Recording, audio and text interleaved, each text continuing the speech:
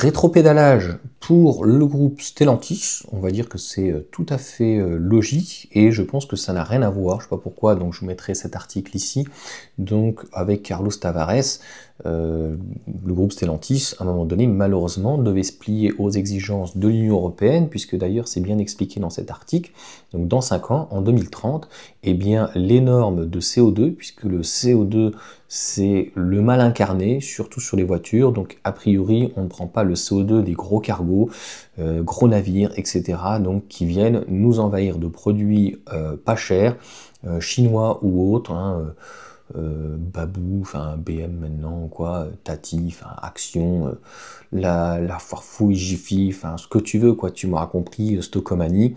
Donc ça ne dérange pas. Donc le gueux aura le droit à son petit produit chinois pas trop cher, hein, à 1 balle qui vient de l'autre côté. Tu sais, t'as même des micro-cravates, j'ai voulu tester, mais là il n'y en a plus, à 5 balles. C'est un truc de malade, comment tu veux rivaliser? Et de l'autre côté, la voiture, par contre, elle est lourdement tapée. Ça fait à peu près 30 ans de toute façon entre les radars, etc. Donc on doit passer de 81 grammes cette année à 49,5 grammes. Donc autant dire qu'il n'y a pratiquement aucun véhicule qui les respecte. Il va y avoir de l'hybride rechargeable et des petites citadines compactes éventuellement en hybride et pas micro-hybridées.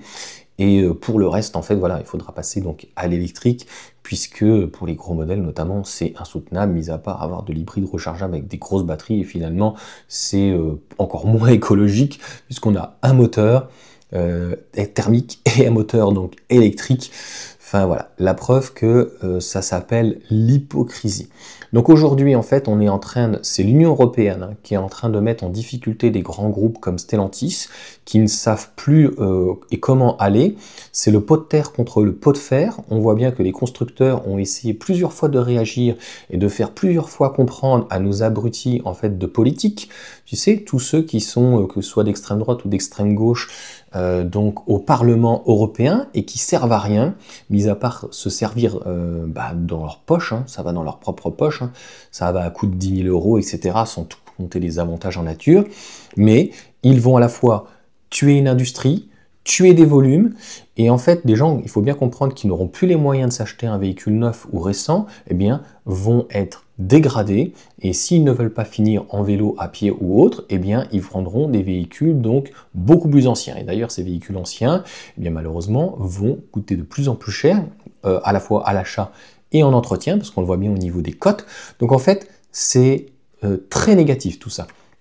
Je l'ai déjà expliqué, il vaut mieux par exemple dire tous les véhicules thermiques ou électriques, on s'en fout, vous ne dépassez pas 50 grammes. On s'arrête à 2030 et on dit c'est 50 grammes. Voilà, ça reste acceptable 50 grammes.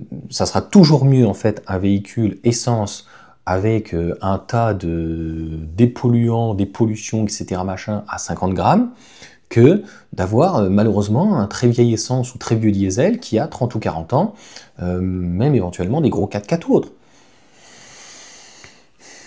Mais bon, que veux-tu? Donc nous sommes dans l'hypocrisie, c'est la même chose par exemple avec le gaz. Tu peux avoir un très très vieux véhicule, et bien tu changes la carte grise, tu le passes au GPL, et tu as un critère 1, et ça passe très bien. Donc voilà. Donc il n'y a rien d'autre à dire. Je pense que ce n'est pas que de la faute de nos constructeurs. Je pense que, et on le voit bien, il n'y a absolument aucune stratégie. Aux États-Unis, on voit que on est revenu un petit peu à ces normes.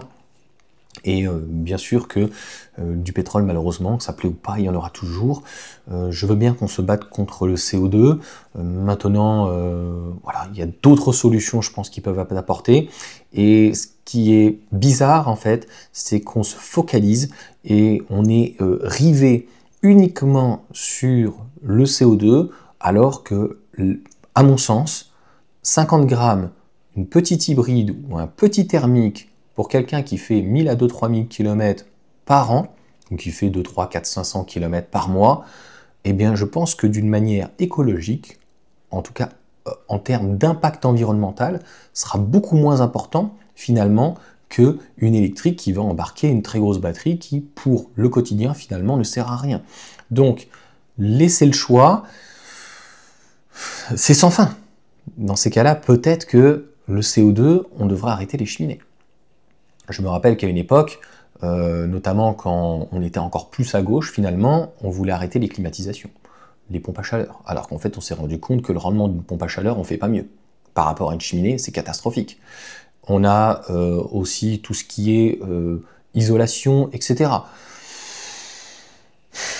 Qu'est-ce que vous voulez que je vous dise? Donc je pense qu'en fait, tout ça est idéologique, on est en train de se tirer une balle dans le pied, et malheureusement, heureusement, du pétrole, il y en aura toujours. Là, ça ne dérange pas, par exemple, le pétrole, de faire du goudron avec, de faire des routes.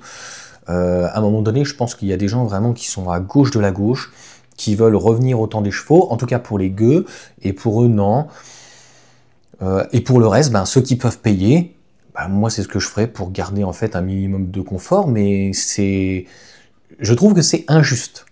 Donc lorsque c'est injuste, bah voilà, je fais une vidéo en me disant, bah, nos constructeurs ils sont pas parfaits, on l'a bien vu avec le PureTech, je pense que c'était une bêtise, et qu'un 3 cylindres n'a rien à faire dans un gros véhicule, mais pour autant, comment tu veux qu'un constructeur aussi gros que Stellantis, mais même Renault, puisse avoir un minimum, eux ils ont une vision à 10 à 30 ans, ne serait-ce que sur déjà la technologie, mais aussi sur le style, ils sont 2, 3, 4, 5 ans d'avance.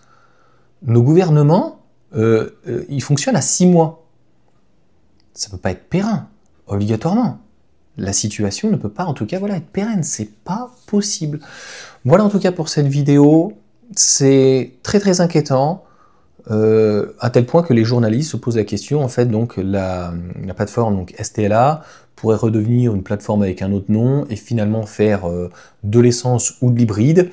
On a bien compris que de toute manière, les voitures en fait coûtent de plus en plus cher et qu'on veut limiter finalement l'achat de véhicules neufs, mais je ne suis pas sûr que ça limitera finalement le CO2 parce que je vous le rappelle, eh bien, il y a des personnes qui vont tirer jusqu'au bout en fait leur véhicule, alors qu'en fait à un moment donné, un véhicule qui est trop vieux, sa place, c'est à la casse et à être recyclé. Donc en fait, c'est de la démagogie et on ne fait pas en fait de pédagogie ni du gaspillage et du renouvellement en fait et de l'environnement. Et on se polarise vraiment que sur le CO2 et uniquement sur la voiture. Donc si c'est comme ça, il est certain que tôt ou tard, 2030-2035, on le sait, il va y avoir obligatoirement une rupture, et surtout donc sur les volumes, parce que 50 grammes, ça veut dire qu'obligatoirement, on n'a plus de véhicules en fait qui valent pas très très cher. Donc c'est fini la petite Dacia Sandero à 10 000 balles. Allez, sur ce, ciao à tous.